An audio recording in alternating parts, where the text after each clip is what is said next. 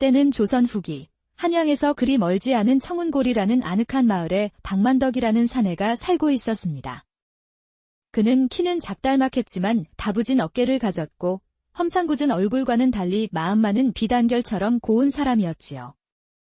하지만 사람들은 겉모습만 보고 그를 판단하기 일쑤여서 27이 넘도록 혼인을 하지 못하고 있었습니다. 그의 집안은 할아버지, 그리고 아버지 때부터 짐승을 잡아 고기를 파는 백정일을 해왔습니다. 당시에는 천한일로 여겨졌기에 아무리 돈을 많이 벌어도 양반 가문은커녕 평민처녀와도 연을 맺기 어려웠습니다.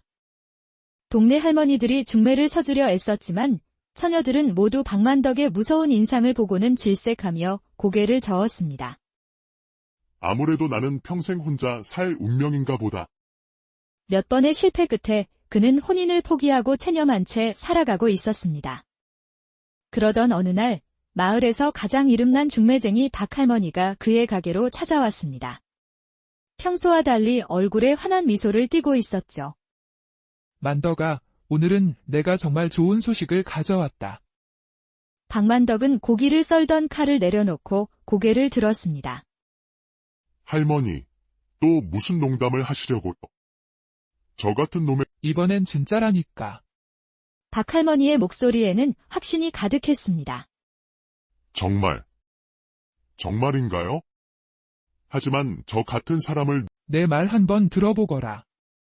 그 아가씨는 달에서 내려온 선녀처럼 곱고 아름답지? 하지만 기구한 사연이 있어? 은하는 몇 년 전 한양에서 공부하던 선비와 사랑에 빠져 집안의 반대를 무릅쓰고 혼인했습니다. 하지만 아이를 낳은 후 시댁에서 쫓겨나고 말았지요. 아들의 앞길을 막았다며 은하를 못마땅하게 여기던 시부모는 태어난 여자아이가 아들을 전혀 닮지 않고 못생겼다는 이유로 그녀에게 몹쓸 누명을 씌웠습니다. 심지어 남편인 선비마저 그녀를 의심하고 외면했습니다. 그래서 아이를 데리고 친정으로 돌아왔지만 부모님은 이미 돌아가시고 형제들도 헛소문을 믿고 받아주지 않아 정말 딱한 처지에 있단다. 그 아가씨 말이 다른 조건은 따지지 않겠다고 하더구나. 그저 자신의 딸을 친딸처럼 아껴줄 마음 따뜻한 사람이면 된다고 했어. 박만덕은 은하의 사연을 듣고 제 일처럼 마음이 아팠습니다. 자신도 외로웠지만 아이를 데리고 혼자 살아가는 여인의 심정은 오죽할까 싶었죠. 할머니, 그 아가씨가 저 같은 사람이라도 괜찮다고 한다면 저야 더할 나위 없이 좋지요. 옳지. 그럼 내일 아침에 그 아가씨를 데려올 테니 한번 만나보고 서로 마음에 들면 바로 혼례를 치르자꾸나. 다음 날 아침, 박할머니는 정말로 그림같이 아름다운 여인을 데리고 왔습니다. 최은하는 하늘거리는 몸매의 우아한 자태, 맑고 깊은 눈을 가진 여인이었습니다. 박만덕은 그녀를 보자마자 심장이 쿵 내려앉는 것 같았습니다. 이렇게 아름다운 여인이 자신과 같은 사람과 살겠다고 하다니 꿈만 같았습니다. 제 형편이 좋지 않다는 것은 알고 계시지. 그래도 괜찮으시겠습니까? 박만덕이 조심스럽게 묻자 은하가 고개를 숙이며 속삭이듯 말했습니다. 저 또한 딸을 데리고 있는 어려운 처지입니다. 부디 서로 의지하며 살아갈 수 있다면 좋겠습니다. 그녀의 목소리는 물처럼 맑고 아름다웠습니다. 물론입니다. 아씨의 따님은 제가 제 친딸처럼, 아니 그 이상으로 아끼고 사랑하겠습니다. 우리 만덕이가 얼굴은 좀 험상궂어 보여도 마음만은 정말 착하고 누구보다 성실한 사람이야. 이 사람과 함께 살면 절대 고생할 일은 없을 걸세. 그날 저녁, 박만덕과 최은하는 간소하게 혼례를 치렀습니다. 동네 사람들은 모두 놀라워하며 수군거렸죠. 아니, 저렇게 못생긴 박만덕이 어떻게 저런 선녀 같은 미인을 아내로 맞았을꼬? 혼례 첫날 밤, 두 사람은 서로에게 조심스럽게 다가갔습니다. 은하는 수줍어하며 박만덕의 품에 안겼고 박만덕은 평생 한 번도 느껴보지 못한 행복감에 젖었습니다. 부드러운 여인의 몸과 향기로운 머리칼이 꿈만 같았습니다. 그들은 서로를 진심으로 원하며 뜨거운 밤을 보냈습니다. 은하가 박만덕의 집에 들어오자 모든 것이 달라졌습니다. 늘 어둡고 쓸쓸했던 집이 환하고 따뜻한 온기로 가득 찼습니다. 은하는 집안일을 완벽하게 해냈고 딸인 화자도 살뜰히 보살폈습니다. 더욱 놀라운 것은 그녀가 남편의 정육점 일까지 거들기 시작한 것이었습니다. 그녀가 고기를 파는 모습이 너무나도 고와서 사람들은 그녀를 백정선녀라고 불렀습니다. 이 푸죽간에 저런 미인이 있다니? 참으로 신기한 일일세. 은하 덕분에 박만덕의 가게는 손님들로 문전성시를 이루었습니다. 남자들은 은하의 얼굴을 보려고 일부러 고기를 사러 왔고 아낙네들도 신기해서 구경을 왔습니다. 박만덕은 매일 밤 아름다운 아내를 품에 안고 잠들며 행복에 겨워했습니다. 여자는 정말 남자의 복이구나. 내게 이런 복덩이가 굴러 들어오다니. 몇 년이 지나면서 박만덕은 큰 돈을 모았습니다. 그는 더 큰 집으로 이사했고 모든 것이 순조롭게 흘러가는 듯 했습니다. 그런데 어느 날 은하에게 큰일이 닥쳤습니다. 빨래를 하다가 차가운 강물에 빠진 것입니다. 다행히 목숨은 건졌지만 그 후로 몸이 많이 약해졌습니다. 설상가상으로 딸 화자가 갑자기 원인 모를 병으로 심하게 앓기 시작했습니다. 아이는 불덩이 같은 열에 시달리며 의식을 잃었다 깨어나기를 반복했습니다. 박만덕은 피가 마르는 심정이었습니다. 비록 친딸은 아니었지만 지난 몇 년간 애지중지 키워온 소중한 딸이었습니다. 그는 장사도 뒤로 하고 용하다는 의원을 모두 찾아다녔지만 화자의 병은 나을 기미가 보이지 않았습니다. 어느 날 의원에서 돌아오던 길, 부부는 강가에 주저앉아 절망하며 울고 있었습니다. 여보, 우리 화자가. 우리 딸이 이대로 죽으면 어떡하죠? 걱정 마오. 무슨 일이 있어도 내가 우리 딸을 꼭 살려내겠소. 박만덕이 아내를 위로했지만 그의 마음도 갈기갈기 찢어지는 듯 했습니다. 바로 그때 흰 수염을 기른 노인 한 분이 그들 앞에 나타났습니다. 어찌하여 이리 슬피 울고 있는가? 박만덕은 노인의 자애로운 모습에 마음이 열려 딸의 병에 대해 모든 것을 털어놓았습니다. 노인은 이야기를 다 듣고 고개를 끄덕이며 말했습니다. 이 모든 일의 원인은 바로 자네에게 있네? 저에게요. 저는 단 한 번도 딸에게 나쁜 짓을 한 적이 없습니다. 자네 집안이 3대째 짐승을 잡아 생명을 해치는 일을 하고 있지 않은가? 맞습니다만 그것은 먹고 살기 위한 방편이었을 뿐입니다. 3대에 걸쳐 너무나 많은 생명을 해쳤네? 그 업이 쌓여 딸에게 미친 것이야. 딸을 살리고 싶다면 당장 그 일을 그만두어야 하네. 박만덕은 큰 충격에 빠졌습니다. 정녕 그 일 때문에 딸이 아픈 것일까? 하지만 대대로 내려온 가업을 그만두면 무엇으로 생계를 꾸려나갈지 막막했습니다. 정말 그 일을 그만두면 딸이 나을 수 있겠습니까? 먼저 그 칼을 내려놓아야만 딸을 구할 길이 열릴 것이네. 박만덕은 반신반의했지만 딸을 살릴 수 있다는 작은 희망이라도 붙잡고 싶었습니다. 집에 돌아온 그는 바로 가게 문에 금일부로 푸죽간 문을 닫습니다라고 적은 큰 종이를 붙였습니다. 동네 사람들은 장사가 잘 되던 가게가 갑자기 문을 닫자 의아해하며 수군거렸습니다. 박만덕은 아내와 상의하여 모아둔 돈으로 잡화점을 열기로 했습니다. 여보, 이제 우리는 뭘 해서 먹고 살아야 할까요? 잡화점을 해봅시다. 사람들이 늘 필요로 하는 물건들을 팔면 길이 보일 거요. 좋은 생각이에요. 저도 열심히 거들겠습니다. 그러자 놀라운 일이 일어났습니다. 정육점을 그만둔 지 얼마 되지 않아 화자의 병이 거짓말처럼 낫기 시작한 것입니다. 열이 내리고 의식이 또렷해지더니 아이는 금세 건강을 되찾았습니다. 화자야, 아빠가 왔다. 아빠. 화자가 환하게 웃으며 박만덕의 품에 안겼습니다. 부부는 서로를 껴안고 기쁨의 눈물을 흘렸습니다. 새로운 장사도 잘 되었습니다. 박만덕은 정직하게 장사를 했고 그의 진실한 마음을 알아본 손님들의 발길이 끊이지 않았습니다. 몇 년 후 그들은 더 큰 가게로 옮겨 고급 비단과 무명을 파는 포목점을 시작했고 마을에서 손꼽히는 부자가 되었습니다. 그렇게 10여 년의 세월이 흘렀습니다. 은하는 몸이 약해져 더 이상 아이를 낳지는 못했지만 박만덕은 불만이 없었습니다. 신기하게도 피 한 방울 섞이지 않았지만 딸 화자는 자라면서 양아버지인 박만덕을 꼭 빼닮았습니다. 누가 봐도 친부녀처럼 보였지요. 하지만 화자는 자신의 외모에 전혀 개의치 않고 오히려 스스로를 대단한 미인이라 생각하며 늘 당당하게 행동했습니다. 화자는 매일 화려한 옷을 입고 치장했으며 거리를 지나가는 남자들에게 추파를 던지기 일쑤였습니다. 헉, 깜짝이야. 저 처자가 왜 나한테 눈짓을 하지? 화자가 혼이 날 나이가 되자 부부는 외동딸을 위해 사위를 들여 대를 잇게 하고자 했습니다. 마침내 이상적인 신랑감을 찾았으니 그의 이름은 강민준이었습니다. 그는 훤칠한 키에 잘생긴 용모, 성실한 성품까지 갖춘 청년이었습니다. 중매쟁이가 민준에게 화자를 소개했을 때 그는 이렇게 말했습니다.